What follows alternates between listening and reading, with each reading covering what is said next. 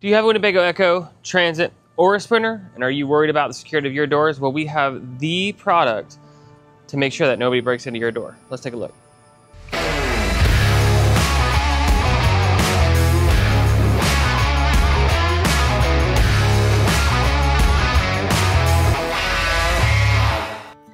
All of these locks, you can actually take a pair of pliers and just twist them, and it will rip through the wood that's in there and just open. So we've designed a really cool little security plate that's made out of stainless steel, and this is going to make it so that you, well, can't do that. Let's take a look at how that looks like. We have the prototype currently installed on this one, but basically this is going to go behind the lock that's already there and allow you to through bolt the plate that goes around the lock to keep it from being able to rotate. Now there's 2 pins here because some of the later model locks that they use, they have 2 pins going into the back to kind of help with security, but it's a very small layer of wood and fiberglass that's very easy to turn and tear. So that's why we developed this after seeing a customer that had an issue. So we're gonna take this off and we're gonna put the new one on. I'm gonna show you guys how to do it. When you do this, you're only gonna need a couple tools. So to take it off, you're gonna need a 15mm wrench, and that's gonna be for the latch nut here. Once you get that off, you're gonna need either a 27mm socket, or if you absolutely have to, you can use a pair of needle nose for the lock retaining nut. When you go to install this, all you're really gonna need is a Phillips head screwdriver. You're gonna need an 11mm wrench.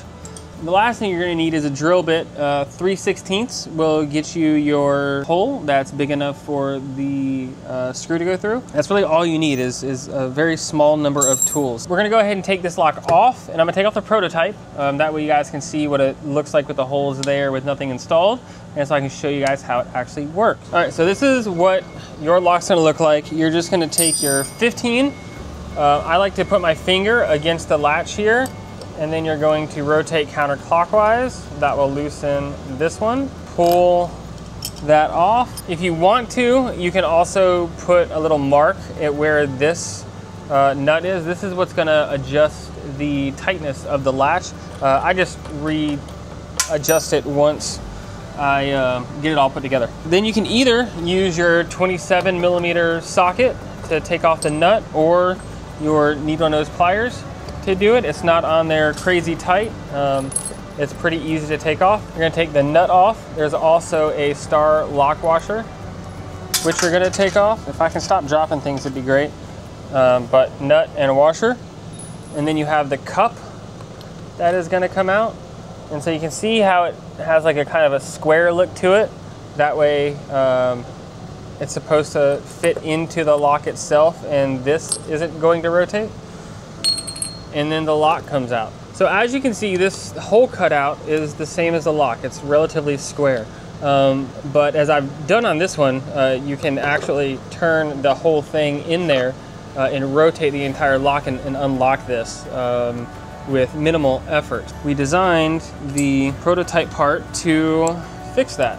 And we know that that's in the locked position, so that's gonna be straight up and down. When it's all the way turned and compressed, that's the locked position, so that's got to go up and down there, and then put this on the back. It is a very tight fit, and that is by design, so that there is not really any movement in there for it.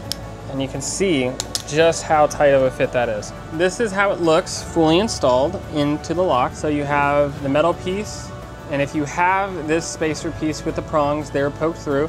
And again, this is the installed position. You can open it and it'll extend, and then rotate it and it will close.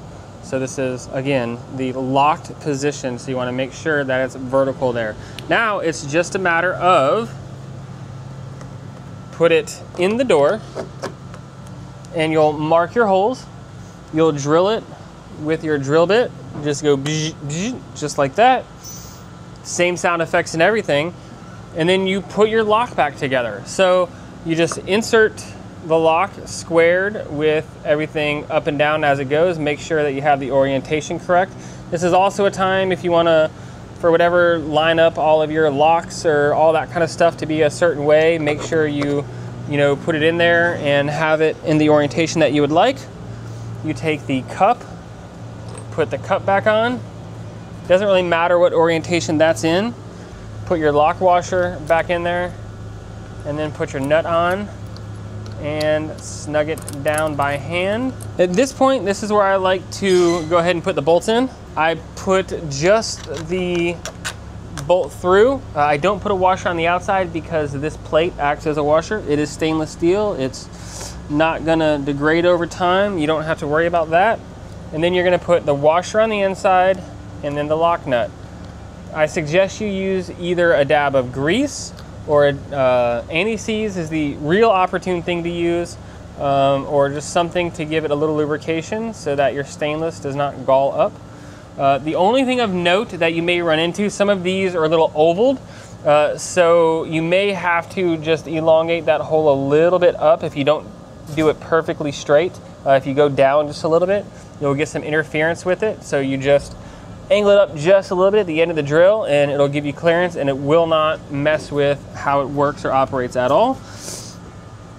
And then from there, you take your 10mm wrench that I don't have because I grabbed an 11mm and snug it down. This doesn't have to go crazy tight. You don't want to pucker the back of your doors too much.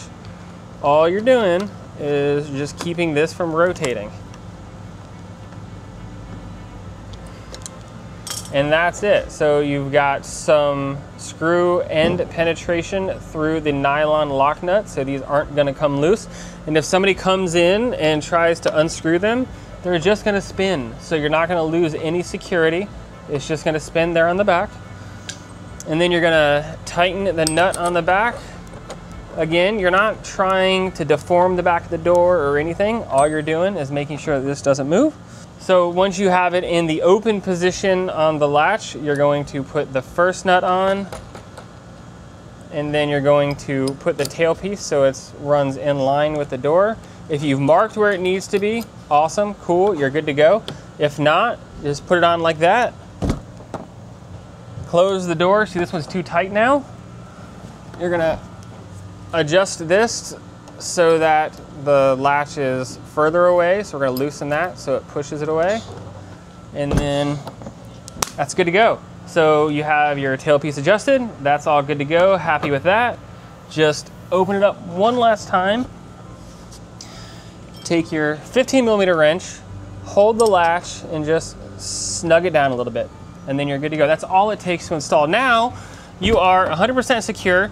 Nobody's gonna break into your guys like that anyways. I mean, they may, hit it with a hammer or something, but nobody's gonna be able to brute force into there relatively easily.